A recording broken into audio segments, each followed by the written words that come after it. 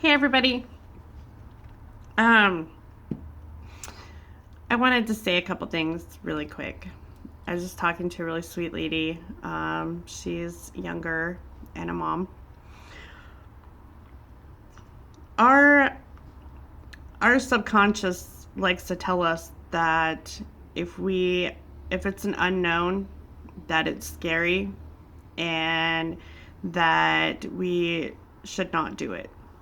That if we have bad teeth or something like that, that it's better to keep them than go through something that we are scared of or unknown. So it took me a really long time to get out of the denial phase and actually take the steps to make this happen.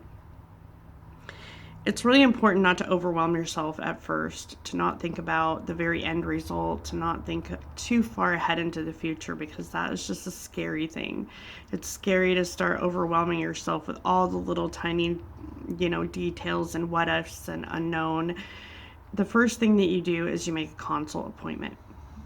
Make a couple of them, make 3, make 5. Make sure that you get a consistent result when you go in. Ask lots of questions. Start yourself a little journal. Write down all the questions that you have. Search YouTube. I was like a Google and Ninja, or a Google and YouTube ninja. I went crazy searching whatever I possibly could to find as much information as I could, and I did it in secret. I would stay up late at night and watch videos and try to tell myself that it would be okay. But my inner self told me that having my bad, broken off teeth was better than going through something that seemed like it might be scary, or shameful or embarrassing or whatever you want to call it. And my subconscious was so wrong. When I first took the steps, yes, it was scary. I was afraid that it would hurt, that I had made the wrong decision, that it was going to be just hell from that point forward. And it wasn't. It was nothing compared to what I had hyped myself up to be. So I just want to say that our subconscious and our emotions make it 10 times worse than it actually is. I don't remember anything from the procedure the day I had all my extractions done. I don't remember any pain. I don't remember any of it. It's all temporary. Even if you do have some pain after your extractions, it's temporary pain. It goes away. It's short term, it's temporary. I can't say it's going to be the same for everybody, but what I can say is that you do get through it. If I had any advice, it's one day at a time. Don't think too far ahead in the future because it's too overwhelming. Be your own advocate. Speak up for yourself. Don't just settle for what they tell you. If you're not getting the right answers, go to a different dentist. You don't have to pick them. You don't have to give them your money. I was in a really sticky position because my insurance only allowed me to go to a certain dentist, and I probably wasn't very nice to them in the beginning because I didn't want to accept their answers or what was going on. I basically spoke up for myself and I got the answers that I wanted, and I knew that I needed that respect from them. There was a lot of miscommunication and mess ups with paperwork and things like that, and I stuck on it until it actually got fixed. So don't settle for anything less than what you deserve. Don't let that happen. But take it one day at a time. Look up your information. There's really good groups on Facebook for dentures. There's 2 of them that I'm in, actually 3 if you count the Russell Klein group, Russell Klein Denture Connect. Great people. The other ones, I believe, if you just type in denture support, they're going to come up, and they've got thousands of people in there, and I've never seen such great groups of supportive, helpful, understanding people. That's what started me to take those first steps, was being in those groups, because I was seeing other people going through this process, that I wasn't alone. I wasn't just one in a million getting dentures at my age.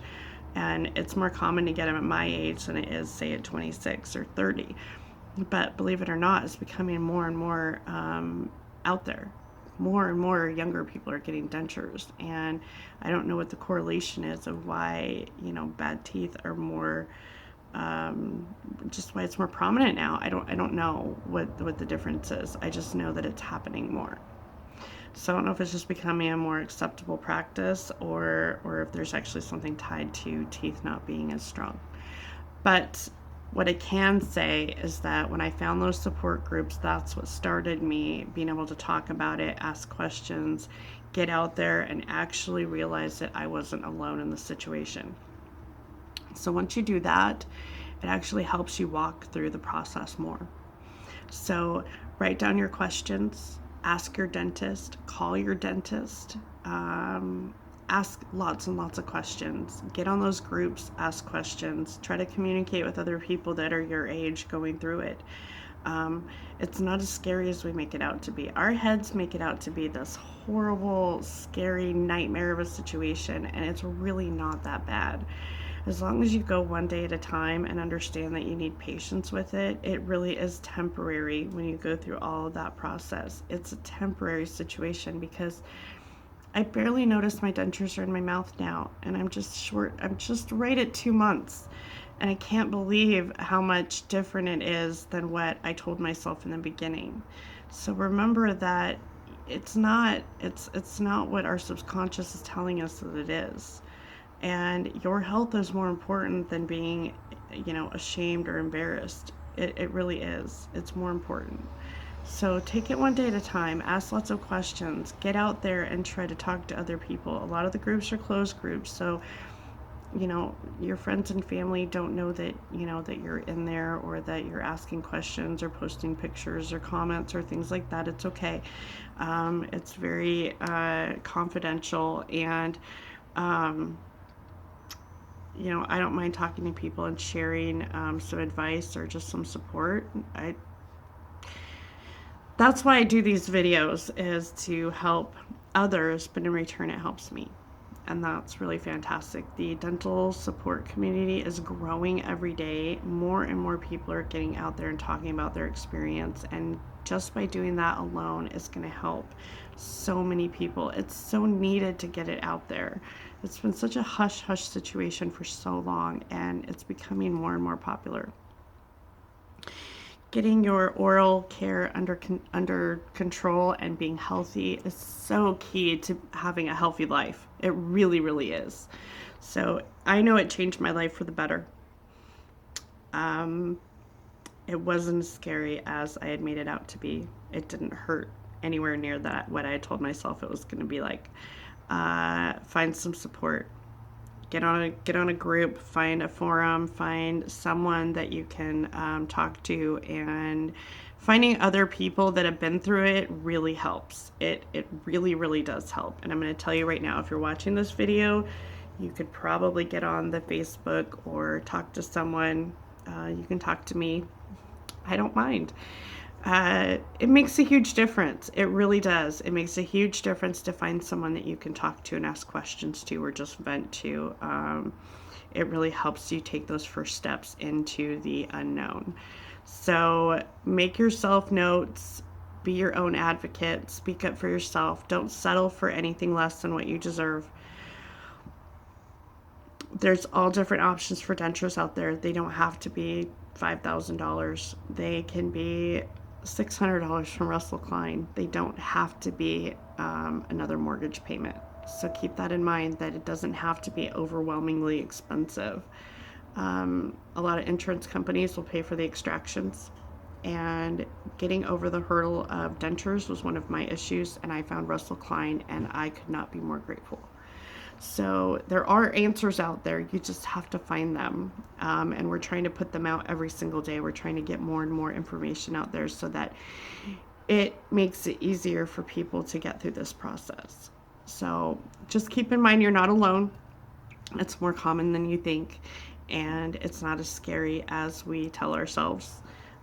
If you're in that situation to where you're still waiting to take those steps, try to talk to somebody. Talk to somebody in a group, talk to me, talk to someone here on YouTube, someone that you trust or that, seems personable, and just make that consult. That's the first step, is to making that consult. And don't think about too much of it. Don't overwhelm yourself with information, because it can be a whirlwind. So you'll learn the terminology later. You'll learn all the little tricks in the trade. You'll learn that stuff later. It comes with the process. The first step is to find out what you need, how you're going to get it, and get a plan. Getting the plan is the very first step in starting the process. But getting past that denial phase is also the first step of the process. So getting out of the denial, getting out of the scared portion of it. I know it's way easier said than done. I was there. But I had to make that first step. Once I made that first step, it was pretty easy actually past that. It really was. It was just making that first step out of my tiny little safe spot where I was sick, but I was still safe in my world. So once I got past that, it all got better. It really did. I promise you, it does get better. So, but it is one day at a time. You can't overwhelm yourself. You have to just take it one day at a time and ask lots of questions, be your own advocate, and get support. It's out there. So Facebook groups are fantastic. If you want to make a pseudo name for yourself and get on there as some anonymous person, do that. But they are out there, and they are very, very helpful. So support is there.